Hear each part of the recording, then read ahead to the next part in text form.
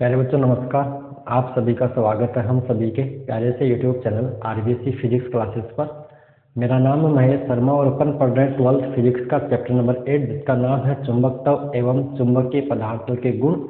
और इसमें अपन आज पढ़ने वाले हैं चुंबकीय पदार्थों का वर्गीकरण यानी क्लासिफिकेशन ऑफ मैग्नेटिक मटेरियल्स, यानी इसको हमने कैसे कैसे क्लासीफाई कर रखा है। तो फेराडे ने ये जो क्लासिफिकेशन कर रखा है वो फेराडे ने कर रखा है। क्या किन्होंने कर रखा है? फेराडे ने कर रखा है। यानी फेराडे ने चुंबकीय पदार्थों को बाह्य चुंबकीय क्षेत्र में व्यवहार के आधार पर 3 भागों में बांट रखा है। कितने भागों में? 3 भागों में। कितने भागों में बांट रखा है? 3। इसमें से पहला है प्रति चुंबकीय पदार्थ। कौन सा होता है? प्रति चुंबकीय पदार्थ, डायामैग्नेटिक मटेरियल इसको इंग्लिश में बोलते हैं।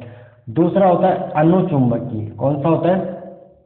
अनुचुंबकीय पदार्थ यानी पैरामैग्नेटिक, अनुचुंबकीय पदार्थ।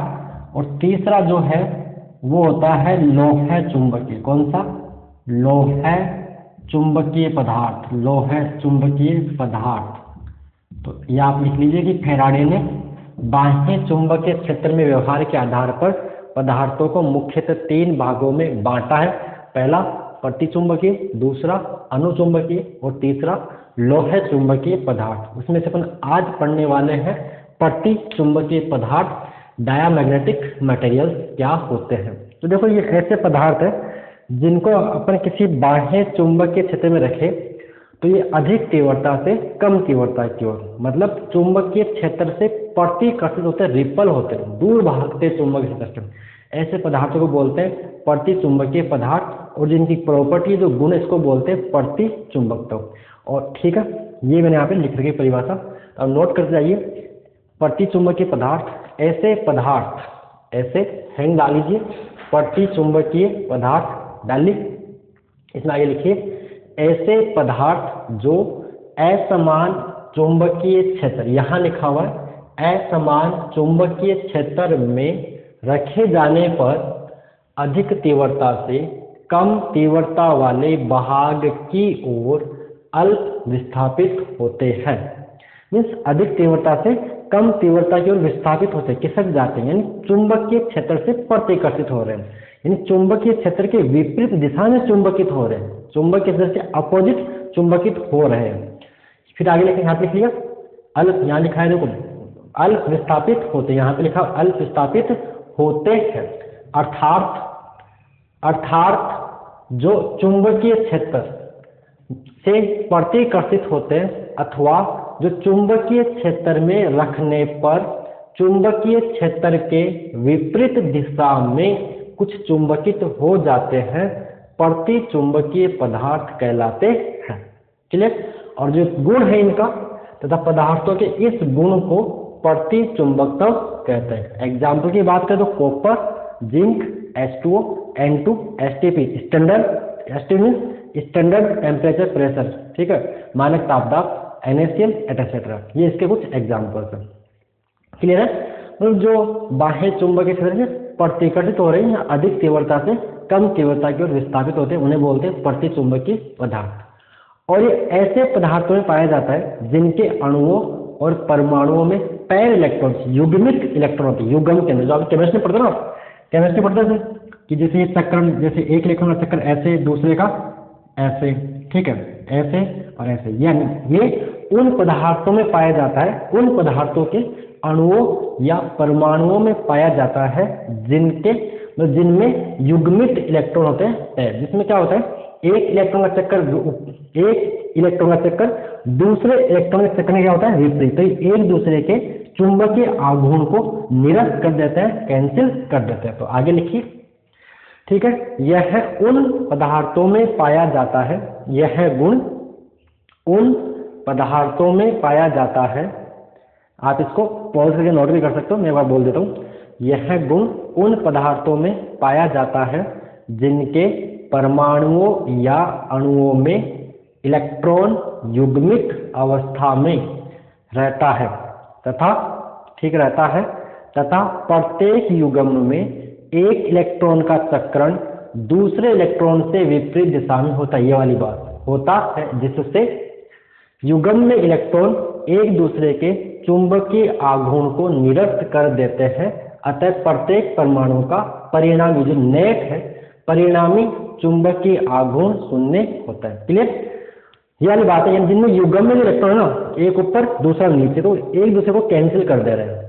ठीक है, तो अभी नेट क्या हो गया, चुंबकीय आघूर्ण उसका जीरो, इनमें परिणामी चुंबकीय आघूर्ण क्या होता है, इनका जीरो, मतलब इनमें कोई स्थायी चुंबकीय आघूर्ण नहीं पाया जाता है। किनमें? प्रतिचुंबकीय पदार्थों में। और जो आपके सुपर कंडक्टर्स है, जो अपन ने चैप्टर 5 में बात की थी, अतिचालक, वो सबसे अधिक असामान्य प्रतिचुंबकीय पदार्थ है, क्योंकि आपने पढ़ा है प्रतिचुंबकीय पदार्थ के अंदर चुंबकीय क्षेत्र क्या होता है, जीरो होता है, तो इसको अपन बोलते हैं मैसन प्रभावी बोलते हैं। ठीक है, तो अतिचालक पदार्थ आगे लिख रखा है यहाँ पे, ये पूरी देखो थ्योरी है। वैसे मेरे साथ समझ में आ रही है पूरी थ्योरी, आप उसको नोट्स आपके प्रिपेयर आप भी यहाँ से कर सकते हो, बोर्ड से आप मैंने बोला है, और आप इसको पॉज भी नोट भी कर सकते हो। तो बात समझ लो, क्या लिखा आपने, अतिचालक पदार्थ सबसे अधिक असामान्य प्रतिचुंबकीय पदार्थ।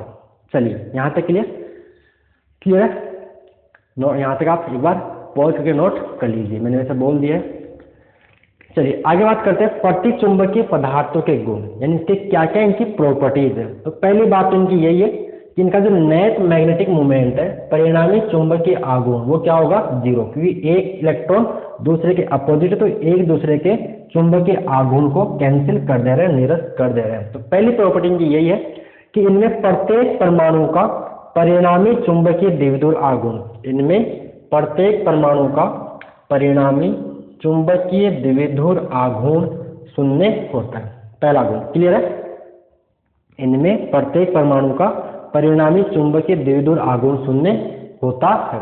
दूसरा यह कि जब इसको आप प्रतिचुंबकीय पदार्थ को बाह्य चुंबकीय क्षेत्र में रखते हो, जैसा अभी कटोरी लेके मतलब एक बाउल लेके दिखा कि चुंबकीय पदार्थ भरा, वो अधिक तीव्रता से कम तीव्रता की ओर विस्थापित, अधिक तीव्रता से कम तीव्रता की ओर विस्थापित हो रहा है। डायग्राम बुक में आपको दे रखा है, तो ये लिखा है यहाँ पे कि यह बाह्य चुंबकीय क्षेत्र में अल्प भोजानी तगड़ावानी थोड़ा बहुत अल्प प्रतिकर्षित, अल्प विस्थापित, तो यहाँ भी लिखा हुआ है अल्प विस्थापित होता है। कहाँ लिखा, ये रहा अल्प विस्थापित, ऐसा नहीं तगड़ा खतरनाक तो नहीं, थोड़ा बहुत विस्थापित होता है, अल्प प्रतिकर्षित होता है। तो ये लिखा है ये बाह्य चुंबकीय क्षेत्र में अल्प प्रतिकर्षित होते हैं।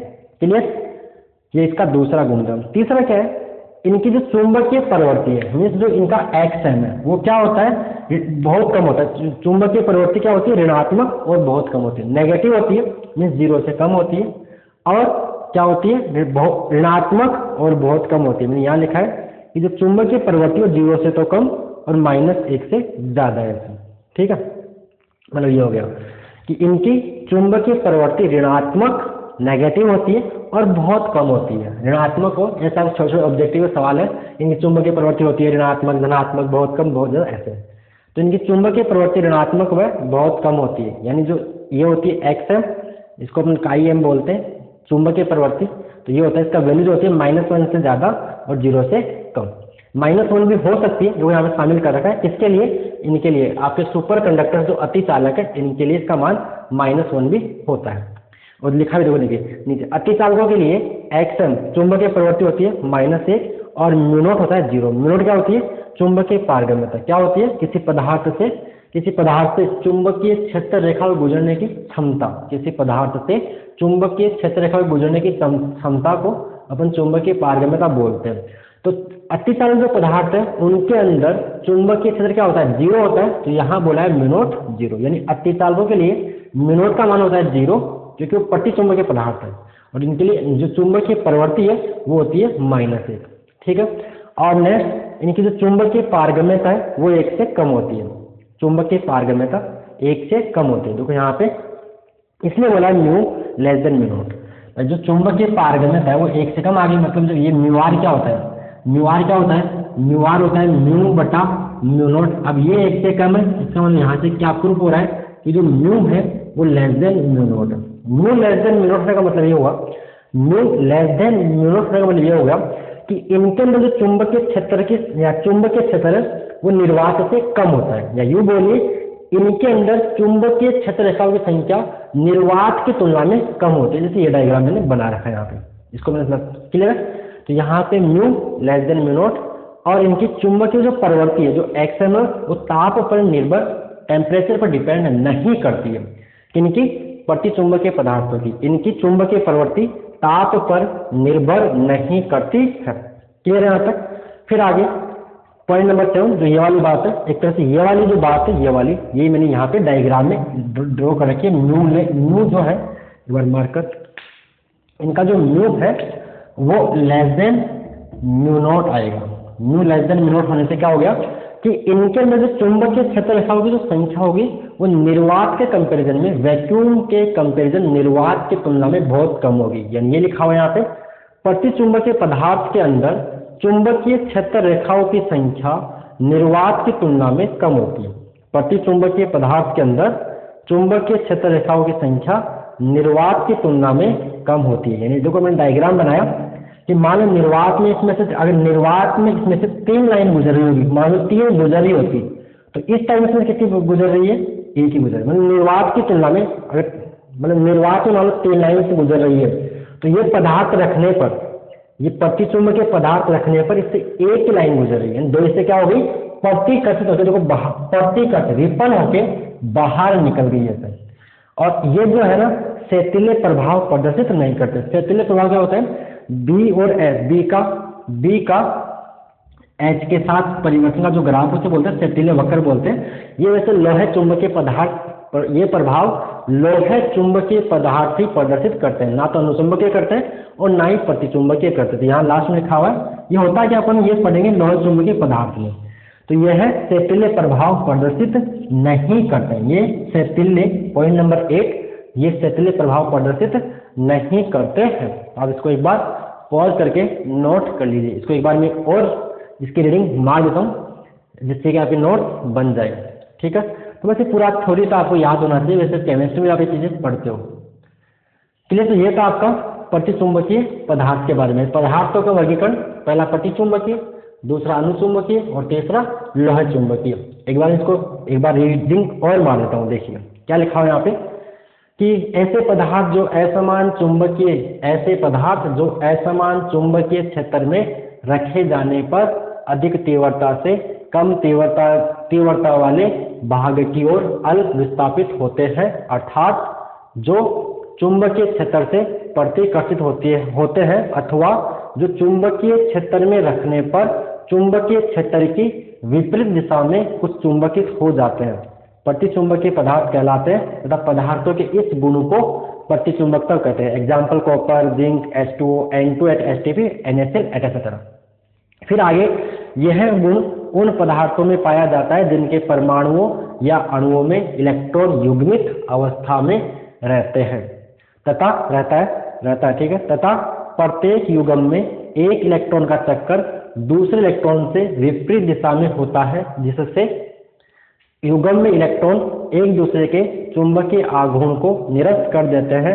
अतः प्रत्येक परमाणु का परिणामी चुंबकीय आघूर्ण शून्य होता है।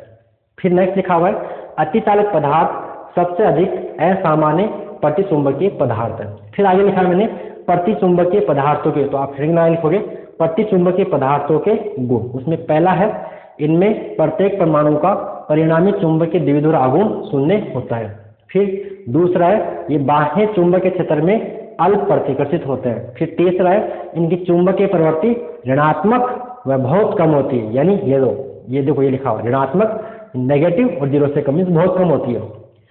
अतिचालकों के लिए इसका मान -1 होता है, किसका? चुंबकीय प्रवृत्ति का, और इनके लिए म्यू0 होता है 0। फिर इनकी चुंबकीय पारगम्यता 1 से कम होती है, मतलब जो म्यू r है वो 1 से कम और 0 से ज़्यादा। और म्यू नंबर 6 पे म्यू लेस देन म्यू0, यानी ये वाली बात, म्यू लेस देन म्यू0। नंबर 6 इनकी चुंबकीय प्रवृत्ति ताप पर निर्भर नहीं करती है। नंबर 7 प्रतिचुंबकीय पदार्थ के अंदर चुंबकीय क्षेत्र रेखाओं की संख्या निर्वात की तुलना में कम होती है, ये डायग्राम। उसके बाद नंबर 8 ये सतीले प्रभाव प्रदर्शित नहीं करते हैं। तो दिस इज आपका ये था प्रतिचुंबकीय पदार्थ के बारे में। अगले लेक्चर में पढ़ेंगे अनुचुंबकीय पदार्थ के बारे में, उसके बाद लोह चुंबकीय, उसके बाद BS वक्र, उसके बाद आपके चैप्टर के न्यूमेरिकल। ठीक है, ओके प्यारे बच्चों, धन्यवाद।